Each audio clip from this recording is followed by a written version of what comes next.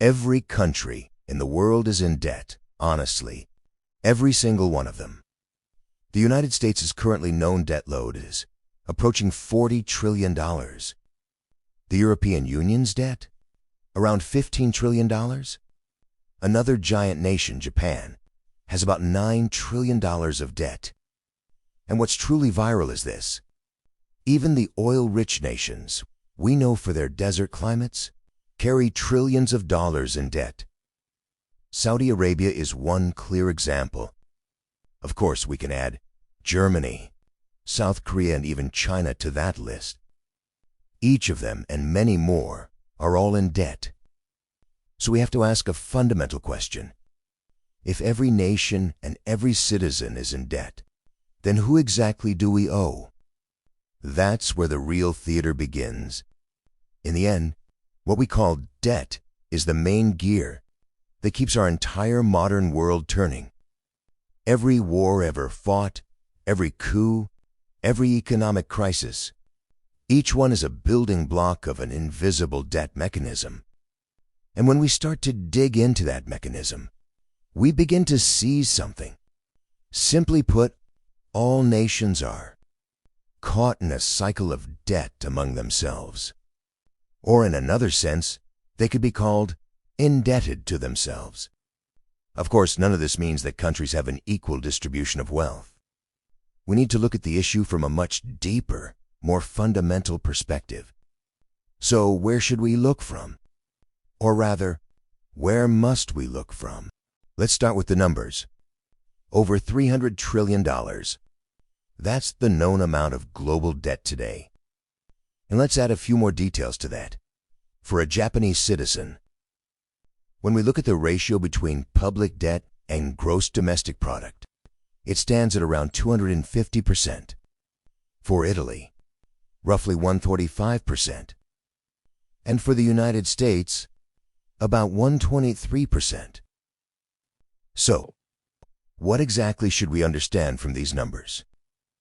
First, let's set aside all these technical figures and look behind them, at the structure of the debt itself.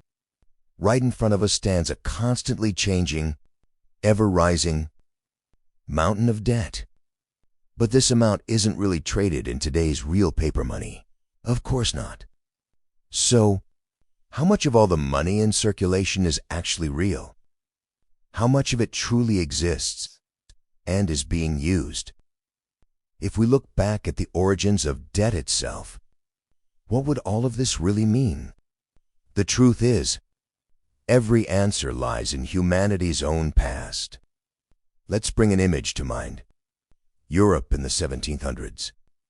Picture the kingdoms, the empires of that era. Gold was the most precious metal of the time, as valuable as human life itself, as vital as the existence of a kingdom. Now, let's draw a distinction for those years. Let's start with weapons. A soldier, his livelihood, his food, his expenses, every rifle, every sword, every uniform produced for war. Each battle left a cost behind. If a kingdom wanted war, did it have enough gold to pay for it? Almost never. That's why bankers and merchants of the time began acting much like modern banks do today. For example, in 1694, England went to war with France. To fund the conflict, England established the Bank of England. It was created to solve the financial side of the war. Naturally, this institution was built entirely on the principle of borrowing. The king and his army depended heavily on these debts to exist.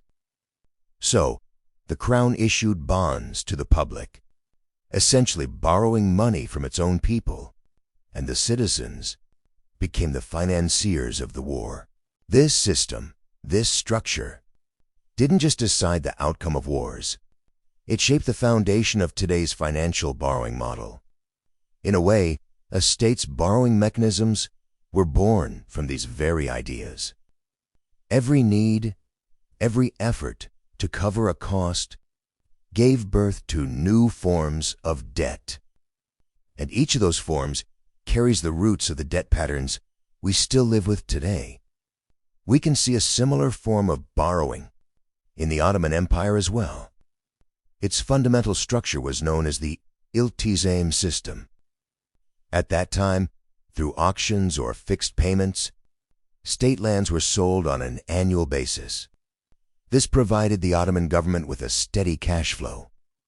Those who purchased these lands collected taxes from the local people of that region in order to recover the money they had paid.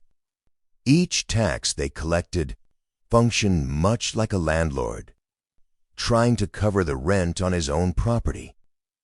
It was, in essence, another form of debt mechanism that the Ottoman state had been applying for centuries.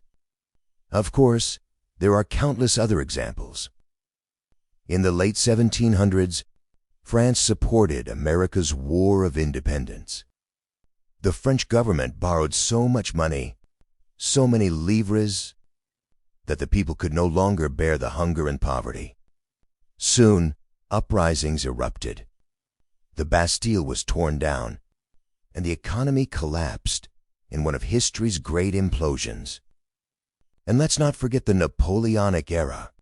Every war awakened a new debt, and every debt gave birth to another.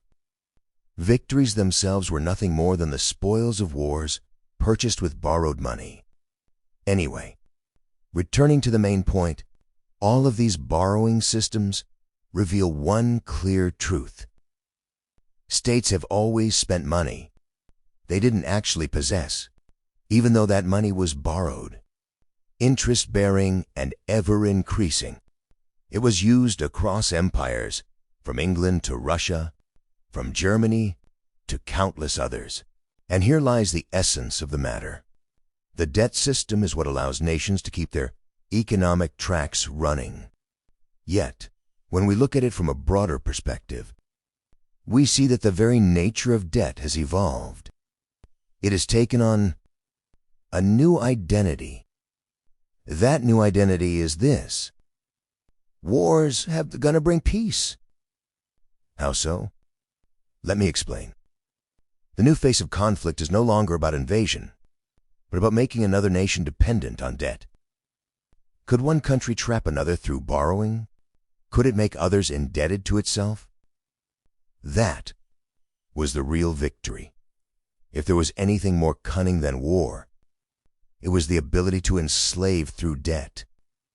And with that strategy, the cannons fell silent, the tanks and warships rusted away, and the debt system became a weapon far more powerful than any war ever fought. But do you know what mattered most? A single signature. Because to conquer a nation, a loan with a good interest rate was often enough. So, what's happening today? Governments spend money, but those expenses are not truly covered by taxes. They issue bonds, and that's how the system is financed. In simple terms, the state says, "Bring us your money, and we'll give it back, with interest." Of course, the government doesn't act alone. Banks are key players in this system. They're the first to purchase these bonds and funds. Then, each of those bonds is eventually bought by the ultimate player, the central bank. And finally, the central bank prints new money. Every new piece of printed money is just another reflection of debt. The currency doesn't matter. Whether it's the dollar, the euro, or the yen, each one is simply a new identity of the same borrowing mechanism. So, who wins in this system? To see that, we have to look at the top of the pyramid. At the top sit the ones who manage the debt. They own the best seats in the house. And the losers? You can probably guess. They include you, me, and everyone else who pays it back. In addition to that, a wealthy nation always lends to a developing one. That debt trickles down to the people of the borrowing country. Economic dependency is created, and political concessions slowly begin to shift shape. In the end, The debt always finds a way to be repaid. Here's another example of this awareness. Institutions like the IMF and the World Bank lend money today, but they demand certain things in return. And what are those demands? Austerity measures. They include cuts in public spending and a range of invisible conditions that reshape entire economies. U.S. bonds are considered the world's ultimate safe haven. Why? Because they're backed by reserves. That's why the entire world lends to the United States. And in return, America gains the advantage of being the central power of the global system. Let's take China as another example. Through its Belt and Road Initiative, China offers financing for ports, railways, and infrastructure. But when those loans cannot be repaid, the operational rights to those ports or railways quietly shift into China's hands. In truth, debt has become the modern face of colonialism. Looking deeper, the definition of debt has transformed. It's no longer just a financial tool. It's now a geopolitical weapon. Conquering land has become secondary. Today, nations are conquered through balance sheets and markets. Central banks, bonds, and money printing are all examples of the same dynamic. Money now moves in full integration with debt. Debt functions like a pyramid system. Those at the top create the debt and work the least, while the millions at the bottom borrow it and spend their lives repaying it, and the profit always flows upward to the lenders. Of course, the system's most subtle weapon is inflation. Debt gains power through it. Every round of money printing silently reduces the value in someone's pocket. The faster the printing, the stronger the position of those who control the debt. Behind the scenes, a silent war is fought, the war of lost purchasing power. So, why doesn't the system collapse? Because the debt system runs entirely on trust. People believe in their governments within the debt ecosystem. The name of the state itself becomes a symbol of confidence. Lenders trust that governments will pay them back with interest. A state's economic power and market position make all the difference. Investors know they'll receive interest on the money they lend to governments. That trust is the system's master key. In short, the true source of debt is trust. Without trust, money cannot exist. Of course, there are exceptions. Some nations simply cannot repay their debts. When that happens, markets crash. After all, much of the money in play never truly existed. Then, central banks step in, enforcing strict measures. But when the dust settles, it's always the ordinary citizens who pay the price. It must not be forgotten. In today's world, debts are not taken to be repaid. They are partially repaid to create the illusion of payment, to sustain trust. A completely repaid debt is almost impossible today. A budget of trillions cannot simply be settled overnight. And so, a repetitive cycle of debt continues endlessly. But of course, economic crises have shown that such cycles are never truly eternal. Events that could topple the entire global market still exist. Weeks-long power outages, a new viral outbreak, terrorist attacks, or massive natural disasters. Each of these creates tsunamis that ripple through financial markets. And when money is not real, those waves erase its very existence. To put it simply, for markets to remain sustainable, borrowing is essential. Trust is the core motto of debt. As long as markets exist, borrowing is inevitable. The world's most developed nations draw their strength from it. A powerful country grows rich by lending and indebting others. And yet, There are always winners and losers.